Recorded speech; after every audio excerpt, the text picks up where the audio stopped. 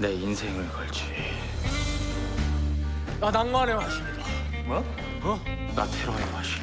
박해일 배우의 변신하는 모습은 정말 대단한 것 같아요. 당신의 남편 테러박이잖아. 그러니까 뭔가 그 마지막까지 전혀 철들지 않은 어떤 소년 그런 분위기에 이제 관객들 이제 몰입을 하게 되는데요.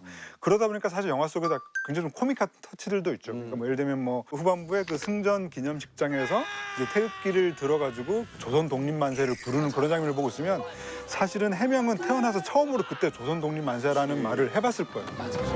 조선 독립 만세! 네, 그러니까 그런 점들이 되게 좀 잘 표현돼 있죠.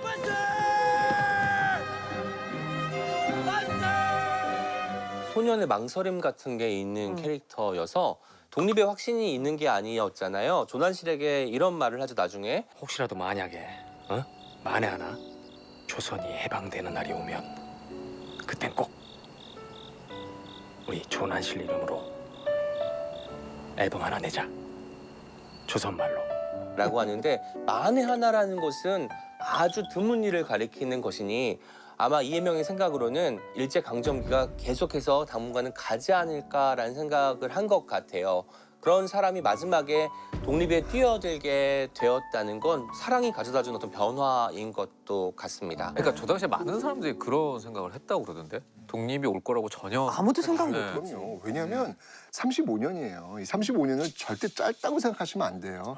일제 강점기에 태어난 사람들은 그냥 태어났더니 그 시대인 거예요. 나는 그 시대 사람인 거죠. 그러니까 친일파라는 얘기를 지금 우리가 많이 쓰고 있는데 사실 이 친일파라는 단어도 사실은 좀 부정확한 단어예요. 왜냐하면 친일파 누가 친일파인데 뭘 어떻게 친일파인데 이게 해석과 이 느낌이 다 다를 수밖에 없는 거죠. 그래서 요즘은 이제 친일파라는 단어를 대신에 민족 반역자 아, 좀 더 명확하게 해주는 거예요.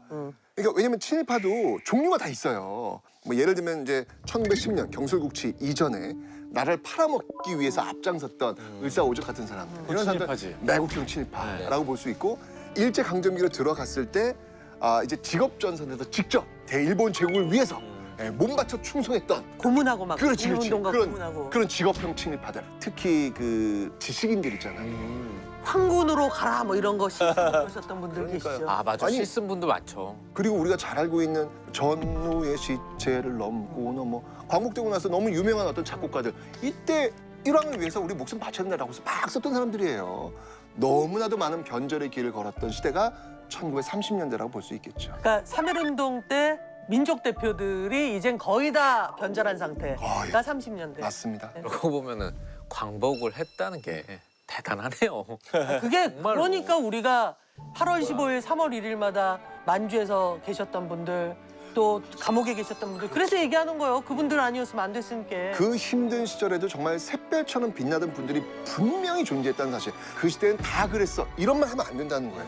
이렇게 어려움에도 불구하고 자신의 어떤 갈 길을 정확히 걸었던 그런 분들이 분명히 계시기 때문에 함부로 그런 말 하는 것은 전 예의가 아니다는 생각이 그러니까 나의 평범한 일상이라는 건 사실 이 평범한 일상을 만들기 위해서 애썼던 수많은 사람들과 함께 손을 잡지 않는 한 불가능한 것이다.